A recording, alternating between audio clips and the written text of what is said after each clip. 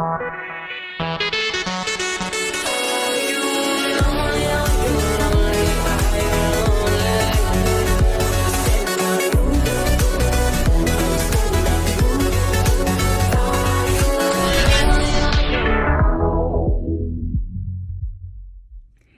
what's up guys? Ronak here, back again with another video, and my exams have officially ended, which means I'm back on YouTube with a wave of new content planned for you guys.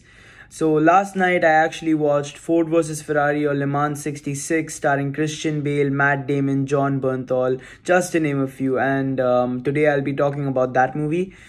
Over the next few weeks, I'll actually be watching a lot of movies, including Jumanji: The Next Level, Star Wars: The Rise of Skywalker, which I'm really excited for, by the way, Spies in Disguise, Knives Out, and maybe even 21 Bridges. So please let me know in the comment section down below what movies I should review next. Alright, so let's get started. Ford vs Ferrari has been directed by James Mangold, who is just a world-class director, and this movie features a world-class star cast too, with Christian Bale, Matt Damon in the lead. The chemistry between the two was just absolutely amazing. It was just really fun to watch them on screen interacting with each other and all the other characters, and it was fun to watch how the events of the movie unfolded. As I said, they had great chemistry together, and that actually added a lot to the entertainment value. The 2.5 hour runtime might be long for some people, but honestly I felt that it was just perfect. There could have been one or two scenes that could have been cut off, but it didn't really make a difference. I mean, it just added more entertainment to the movie. Yeah. Alright, so the movie follows Matt Damon's character, who's a world-renowned racer, Carroll Shelby, who's retired at this point, working with his old pal Christian Bale, aka Ken Miles, and both of them worked together for the Ford Motor Company to develop the fastest sports car known to mankind, so that it can compete against their competitors Ferrari at the Le Mans race in 1966. So Christian Bale's character, or Ken Miles, is this really difficult to work with person who likes to work alone and have complete creative freedom in what he's doing.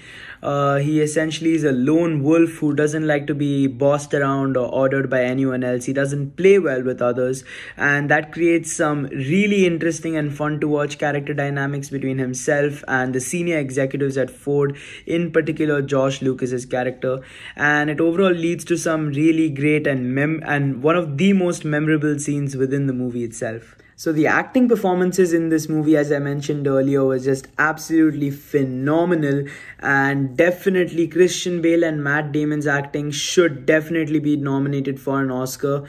I mean, their acting was just world class, absolutely amazing, just electrifying to watch. Each of them had their own charisma which they brought to the screen, and Matt Damon's character especially had this own swagger which created just a separate charm for his character, and it was just really fun to watch, as I said.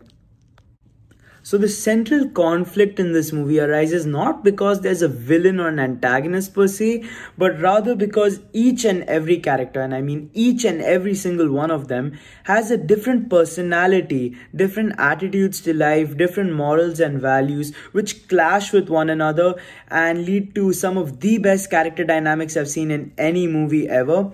It led to very, very memorable moments, as I mentioned earlier, and overall it creates this sense of tension and urgency in the atmosphere that never lets the viewer be bored even for a single moment in the movie. It always keeps the plot moving forward, and no sequence ever feels dragged. The dialogue inside of this movie, oh my gosh, I can't even stress on this enough. The dialogue was just amazing, just so beautifully written. Each and every dialogue had some meaning to it. It created an emotional impact, especially after that amazing climax scene. Each and every character receives their own character arc, which by the time you reach the climax and the end of the movie is completed in its own way. This is one of the rare occasions that I've seen this happen, and when a director manages to pull that off, you already know you have a great solid movie on your hands. So this movie does a really good job about making the viewer care about the smallest of things, about how a brake not working could impact the character, and you just get so emotionally invested in the movie and so emotionally connected to each and every one of the characters that by the climax scene you're sitting there in tears like, what have I just watched? It's just absolutely amazing. It left me shook and out of words. The camera work inside this movie was just absolutely superb. I mean, each and every shot has this own distinct magical vibe to it, which contributes to the overall 60s theme or 60s vibe which they were creating. And I thought it worked really well. It creates this magical atmosphere which you as a viewer just feel like you are actually there and you enjoy being a part of and hanging out with these characters. So as I mentioned earlier, the camera work was just amazing inside of the movie. In particular, there were these sequences where Ken Miles would sit in an airport hangar with his son and just watch the sunset, which the cameraman just beautifully captured. I mean, those scenes were actually aesthetically pleasing, just visually a treat to watch. My only regret is not watching this movie in IMAX when I had the chance. I honestly should have gone for it in IMAX. It would have just provided a superior experience for this movie. Then there were the racing sequences. The racing sequences were really well done. The camera work was amazing inside of these sequences. The way they shot the cars flipping, racing, speeding past one another, the slow motion sequences, everything worked just really well. It connected with the overall theme of the movie and provided one of the best cinematic experiences I've ever had in my life. The story was just very well written and very well adapted from the original source material, and I felt that they did a really great job of bringing Ken Miles' real life racing story to life on the big screen.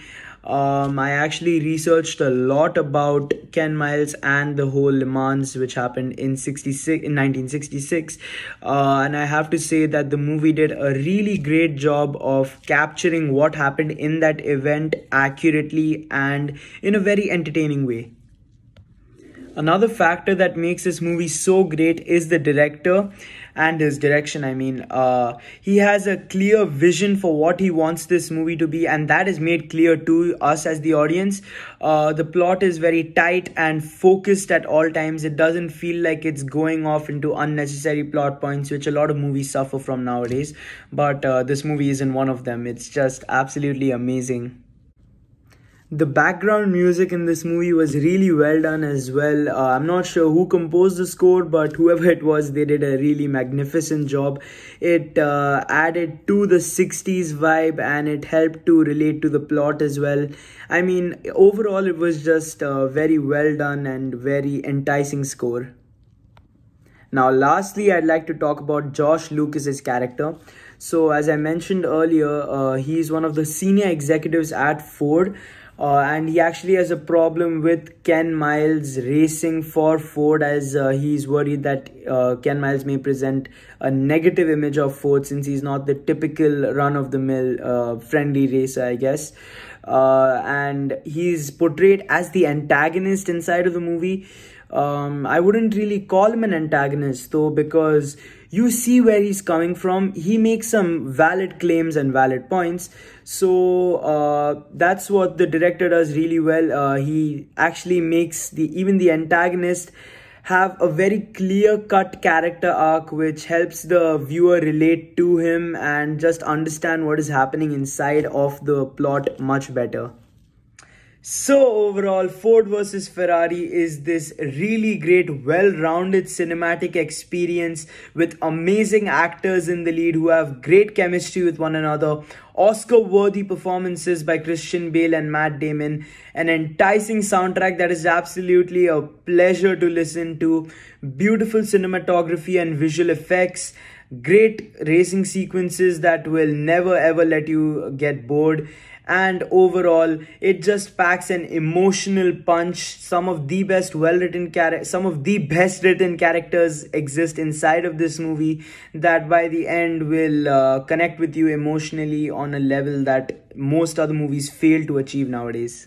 Le Mans 66 is overall a very unique and distinct cinematic experience which is unlike anything else I've ever watched before, and my rating for this movie would be a solid 10 on 10. Believe me, I love this movie so much that if there was a rating system above 10, I would go for it, like 100 out of 10. No, 1 million out of 10. That's how much I love this movie. It is definitely one of my all-time favorites and it's an instant classic in my books. Thank you guys so much for watching this video. If you enjoyed, be sure to drop a like and comment down below what you guys thought of the movie if you watched it yourself. Do let me know as well how you guys have been finding the videos so far, what you guys would like to see me improve on in the future, maybe drop a few movie recommendations for me to review in the future, etc, etc.